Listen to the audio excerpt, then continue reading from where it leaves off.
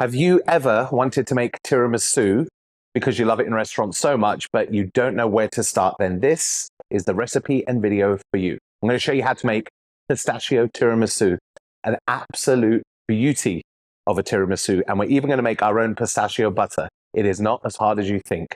Beautiful tiramisu.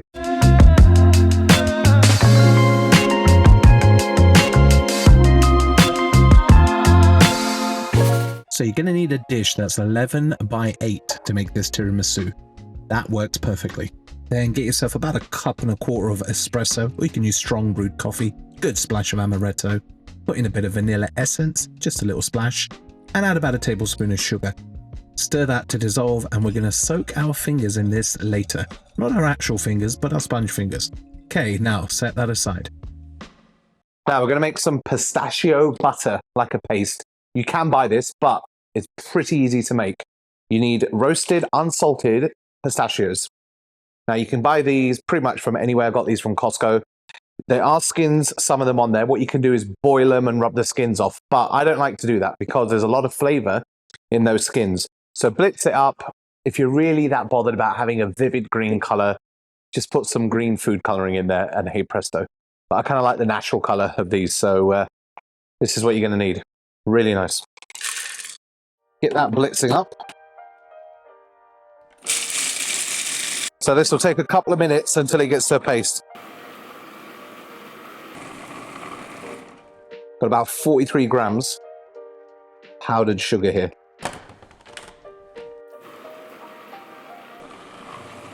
While that's mixing, we're going to add a bit of water, 2 tablespoons. And we're going to add in about 1 tablespoon of olive oil. The whole thing takes about 6 to 8 minutes. You can see it's like a butter now. And there is your pistachio paste. Set that aside. Now get 100 grams of shelled pistachios, and we're just going to blitz them up, set them aside, and this will be our garnish. You can do this the day before. Now let's get making the base of this tiramisu. You're going to need 6 large egg yolks. So get yourself set up with 3 containers like this. Crack your eggs. Easiest way I find is just to put the egg yolk between your fingers. Oh, I smashed the first egg yolk. Not a good start, but don't worry. Keep going until you've separated them all. Save your egg whites for a bit of breakfast. Okay, once you have your egg yolks, put them into a heat-proof bowl. Now we're going to add 80 grams of fine sugar, whisk this all up until it is nice and fluffy and incorporated. We're going to cook out and thicken this custard. Now, if we added some masala wine to this would be the Italian Zabaglione, but we are not doing that. Okay, get a little saucepan, a little bit of water, get it simmering, add your bowl, and here's the trick. Whisk it for about 1 minute or so and then take it off the heat. Whisk it again for about 10-20 seconds and put it back on the heat. And you're going to do this for about 6 to 8 minutes. Take your time. You can see the water is barely boiling. And this will make sure you do not scramble your custard. And you'll have a lovely, luscious, thick, paint-like texture for your custard. Like I said, add a splash of masala wine and you've got the lovely Italian Zabaglione. Now set that aside. It should be at room temperature. Add 200 ml of whipping cream to the bowl of the stand mixer. Little splash of vanilla or almond essence if you've got it. Start whisking this up until you have lovely soft peaks, about 3 minutes or so like that. You don't want it too firm. Set that aside and put that in your fridge. Now you're going to need 500 grams of room temperature mascarpone cheese. This stuff is absolutely delicious. Add in all of that pistachio paste we made earlier and start breaking this down with the whisk. The smell is unbelievable.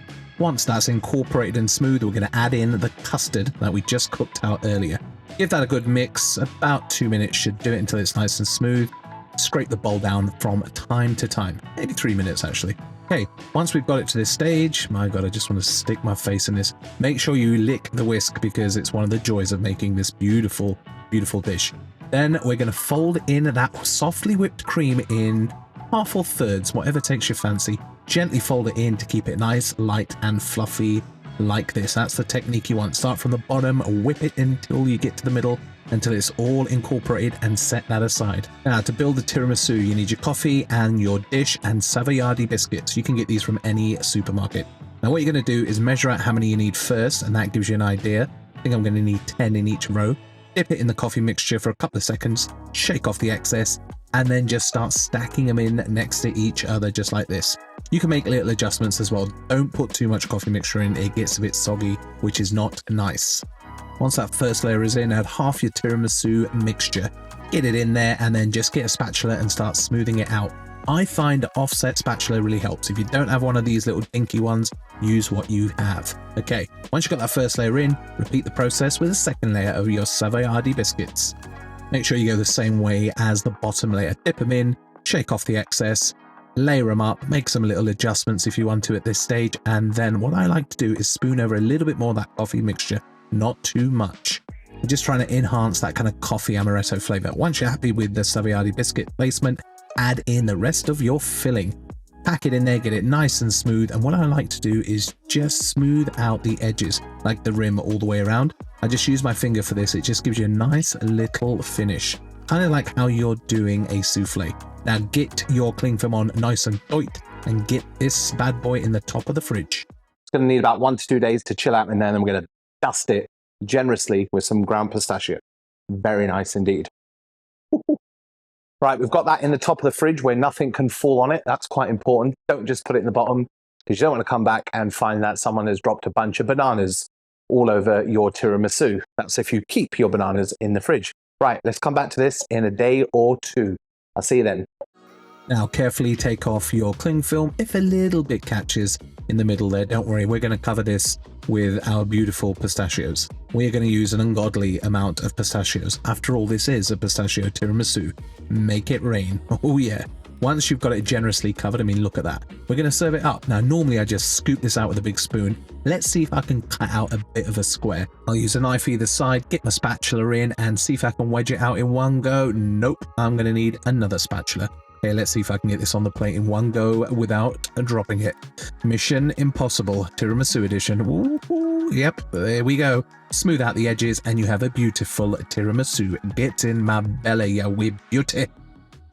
Okay, there's only one thing to do with this, and that's to try it. Whoa, look at that. Cheers.